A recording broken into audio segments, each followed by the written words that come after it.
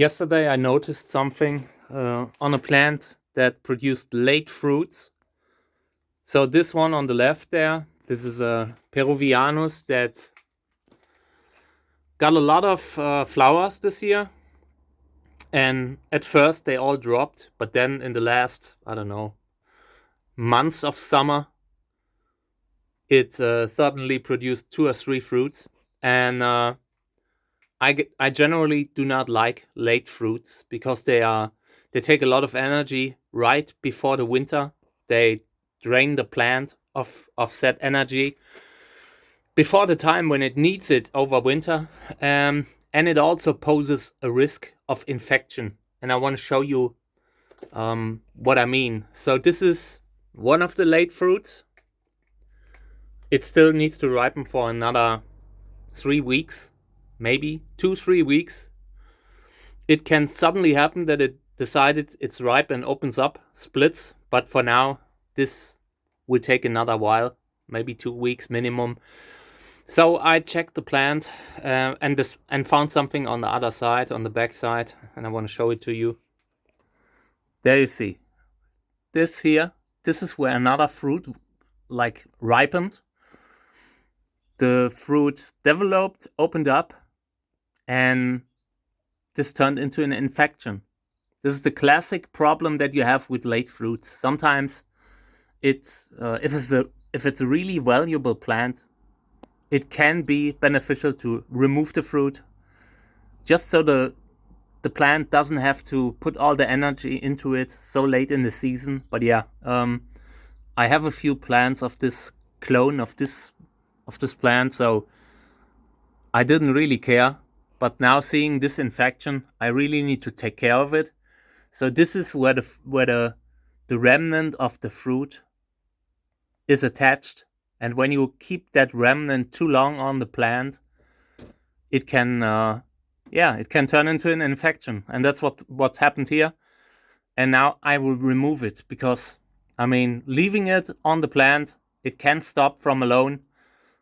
But over winter, there's a high risk that it could spread into the core. And then you need to remove the tip at a much later time. And right now, it might be enough to just remove this little part. So I brought this here, and now I will remove it. I just need to put the phone away because I have no more hands available. All right, here's the former areole that I removed. The little brown thing is what goes to the core. And was the right decision because this looks pretty rotten inside. It would have probably spread. Let's have a look at the plant. All right. I just removed the areole.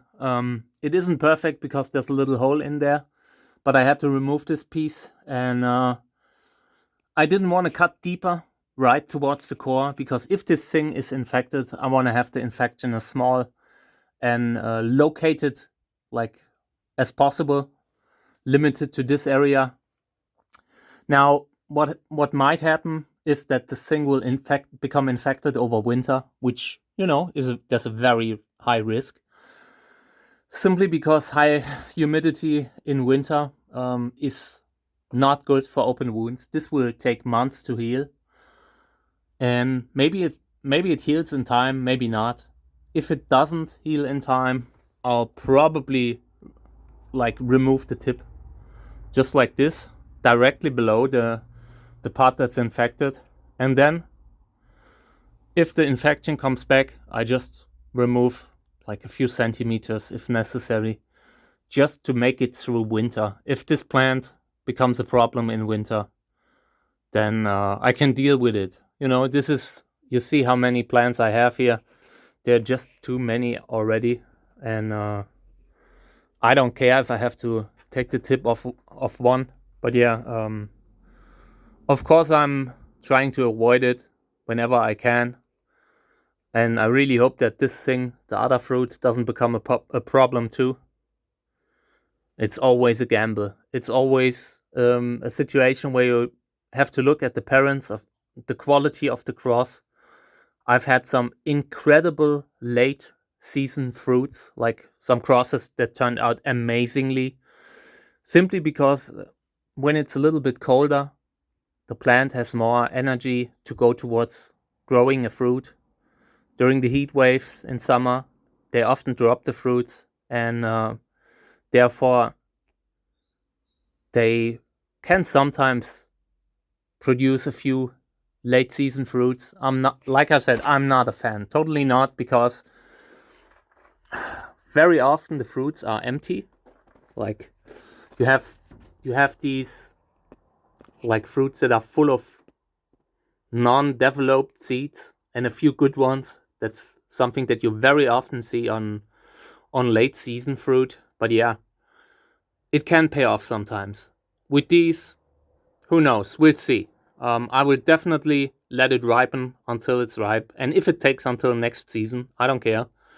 If I need to leave the fruit on the plant over winter, then that's what I will do.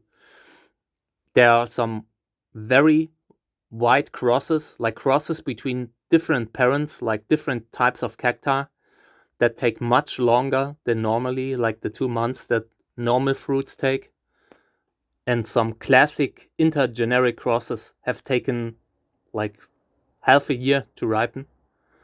So I never take them down unless I have to. Like, or I see that the fruit is really ripe. Like you can press it when it feels like mushy. That's a good sign that the fruit is ripe. And when I remove it, I cut it here. And then I wait until the remnant is dried up. And then I instantly remove it when I can. Simply because it can produce this infection that you've seen that we just removed on the other side.